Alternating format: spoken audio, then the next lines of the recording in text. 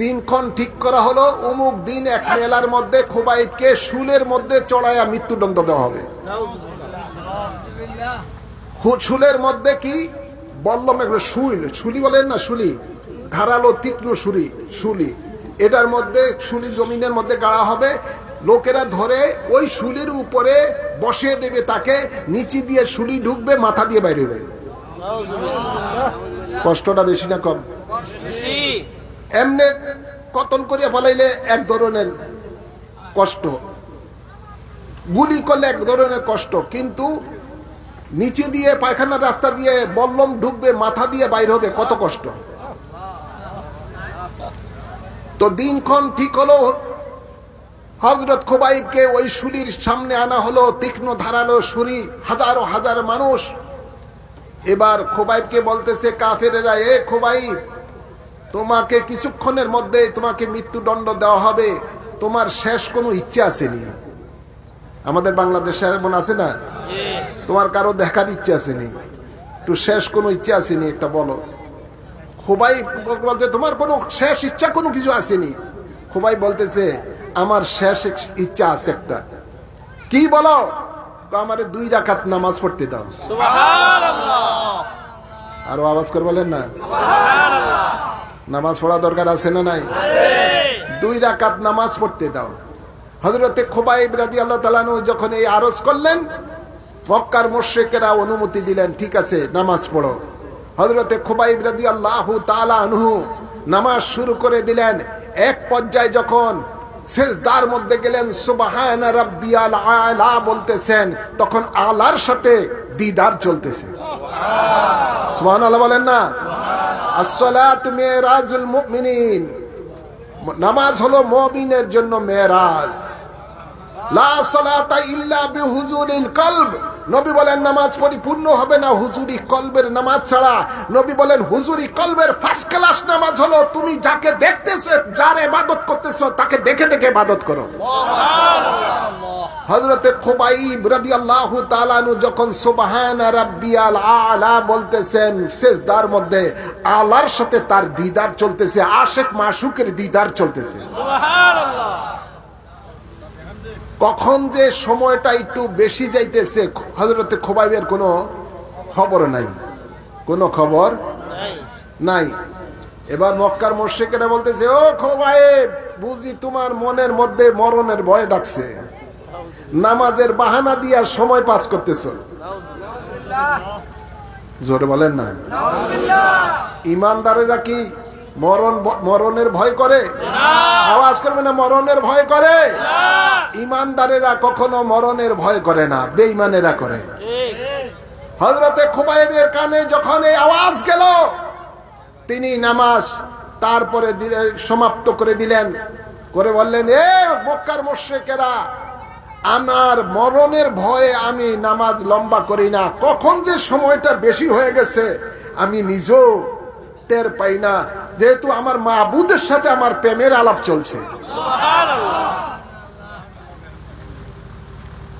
এবার যখন খোবাইবকে 2 পাশে বড় বড় পলোয়ানেরা ধরলো, হাতে ধরলো, উঁচু করতেছে, শুলির মধ্যে চড়াবে, তখন হযরত খোবাইব রাদিয়াল্লাহু তাআলা আনহু বলতেছে, ফালাস্তু বালি হিনা উক্তাল মুসলিমা ফি আইয়ি জামবিন ফিল্লাহি মাসরাই, এভাবে একটা তিনি বাক্য বললেন যে আজ আমি নিজকে নিজ ধন্য মনে করতেছি, যে আজ আমি ইসলামের উপরে থেকে ঈমান নিয়ে দুনিয়া থেকে বিদায় নিচ্ছি। সুবহানাল্লাহ।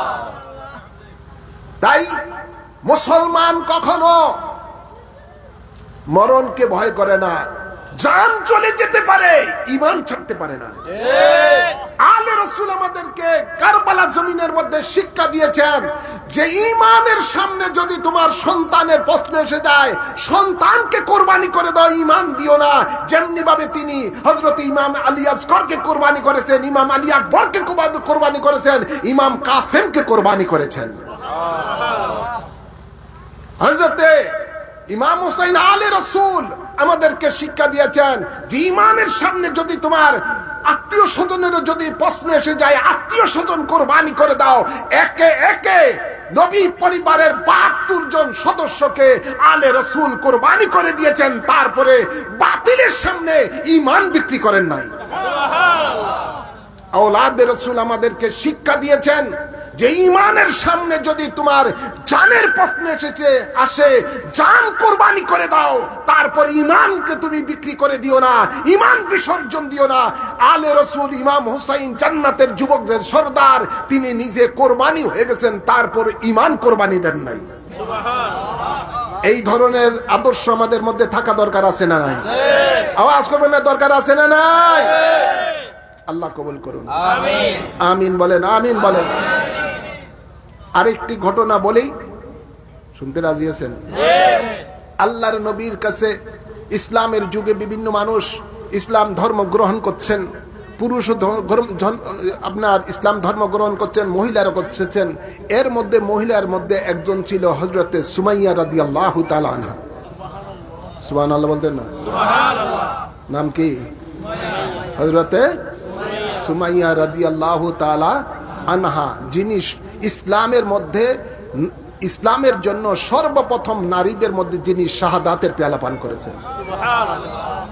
হযরতে সুমাইয়া রাদিয়াল্লাহু তাআলা আনহা, তিনি ইসলাম ধর্ম গ্রহণ করার পরে তার আত্মীয় স্বজনেরা ওনাকে বিভিন্ন ধরনের নির্যাতন শুরু করলো যে, হে সুমাইয়া, তুমি মুহাম্মদকে ছেড়ে দাও, ঈমান ছেড়ে দাও, ঈমান তুমি ছেড়ে দাও, মুহাম্মদকে ছেড়ে দাও, ইসলাম ত্যাগ করো। হযরত সুমাইয়া রাদিয়াল্লাহু তাআলা আনহা, তিনি তাদের কথা শুনলেন না। এক পর্যায়ে ওনাকে মেরে মেরে ক্ষত বিক্ষত করে মরুভূমি তপ্ত বালুর উপরে ওনাকে উলঙ্গ করে শুয়ে দিয়ে বুকের উপরে পাথর চাপা দিয়ে রাখলেন, খানা দানা কিছুই দেন নাই। এভাবে দীর্ঘদিন চলে গেছে, তারপরও হযরতে সুমাইয়া রাদিয়াল্লাহু তাআলা আনহা ঈমান বিক্রি করেন নাই। সুবহানাল্লাহ বলতেন না? ওরা দেখলো কোন অবস্থায় সুমাইয়াকে ইসলাম ধর্ম থেকে ফিরানো যাচ্ছে না, তখন তারা এক পর্যায়ে কি করলো, হযরতে সুমাইয়া রাদিয়াল্লাহু তাআলা আনহাকে রাস্তার পাশে একটা গাছের মধ্যে উলঙ্গ করে পা উপরে দিয়ে মাথা নিচে দিয়ে টাঙ্গিয়ে রাখলো। আরো আওয়াজ করে বলবেন না? এরকম যদি আপনার উপরে খোদা না করুক বিপদ আসে, আপনার অবস্থা কি হবে? বাবা থু তোর ঈমান, আগে জান বাঁচাই। এমন আছে না নাই? আমাদের সমাজে এই ধরনের লোক আছে না নাই? দে বাবা, কি দিবি, টাকা টুকা দে, পকেটে ভরি, ঈমান টিমান থাক, আগে নিজে বাঁচি। আছে না নাই? জোর বলে এমন আছে না নাই? নাউজুবিল্লাহ বলেন, নাউজুবিল্লাহ বলেন। যখন সুমাইয়া রাদিয়াল্লাহু তাআলা আনহাকে মাথা নিচে দিয়ে উপরে টাঙ্গিয়ে, পা উপরে দিয়ে টাঙ্গিয়ে রাখলেন, আর শরীর থেকে রক্ত ঝরছে, ওই রাস্তা দিয়ে আবু জেহেল তার দলবল নিয়ে যাচ্ছেন। যখন যাচ্ছে, আবু জেহেল দেখলো এই অবস্থাটা মহিলাটার, জিজ্ঞাসা করলো, এই মহিলাকে তুমি কি এমন অপরাধ করছো, তোমরা কেন এমন শাস্তি দিচ্ছ? লোকেরা বলল, এই মহিলাটা মুহাম্মদ সাল্লাল্লাহু আলাইহি সাল্লামের উপর ঈমান এনেছে, ইসলাম ধর্ম গ্রহণ করেছে, আমরা যতই তাকে নির্যাতন করি, পিটাই, সে কখনো ওই রাস্তা থেকে ফিরে আসে না, তার জন্য তাকে এই শাস্তি। আবু জেহেল বলল, তাই নাকি? আচ্ছা। সে তখন তার সাথের একটা লোকের থেকে একটা বল্লম নিল, বল্লমটা নিয়ে নিজে হাতে হযরতে সুমাইয়া রাদিয়াল্লাহু তাআলা আনহার দেহের মধ্যে আঘাত করলো। আঘাত করার সাথে সাথে হযরতে সুমাইয়া রাদিয়াল্লাহু তাআলা আনহা শাহাদাতের পেয়ালা পান করলেন। ইন্না লিল্লাহি ওয়া ইন্না ইলাইহি রাজিউন। একজন নারী কিয়ামত পর্যন্ত উম্মতে মুহাম্মদকে শিক্ষা দিয়ে গেছেন, তোমার জীবনে যত রকমের স্টিম রুলার চালানো হয় না কেন, কখনো ঈমান ত্যাগ করবা না, আল্লাহর নবীকে ত্যাগ করবা না, নবীর আদর্শের জন্য তোমার জীবনকে কোরবানি করে দাও, যেমনি ভাবে সুমাইয়া নিজে কোরবানি করেছেন। শেষ কথা, ভাইয়েরা আমার, বলতে চাই, নবীর আদর্শ ভালো না খারাপ? এদিকে তাকান, নবীর আদর্শ ভালো না খারাপ? এই এদিকে কি হয়েছে তোমার? যাক, যার ইচ্ছা সে বইব, যার ইচ্ছা সে দাঁড়িয়ে থাকবে, এই কথা কইও না। যার ইচ্ছা সে বসবে, যার ইচ্ছা সে দাঁড়িয়ে থাকবে, থাক। ভাইয়েরা আমার, বলতে চাই, নবীর আদর্শ ভালো না খারাপ? আওয়াজ কর, বলেন না। নবী আদর্শ ভালো না খারাপ? নবী বলেন মান আহাব্বা সুন্নতি ফাকাদ আহাব্বানি। নবী বলেন যে আমার আদর্শকে ভালোবাসলো সেজন্য আমি রাসূলকে ভালোবাসলো। নবীর আদর্শ যে ভালো এটা কি আমরা বললে চলবে না আল্লাহ বলার দরকার আছে? আল্লাহ নিজেই বলছেন লাকাদ কানা লাকুম ফি রাসূলিল্লাহি উসওয়াতুন হাসানা, নিশ্চয়ই তোমাদের জন্য রয়েছে আমার রাসূলের মাঝে শ্রেষ্ঠ আদর্শ। সুবহানাল্লাহ। ঘোষণাকার আল্লাহ। ঘোষণা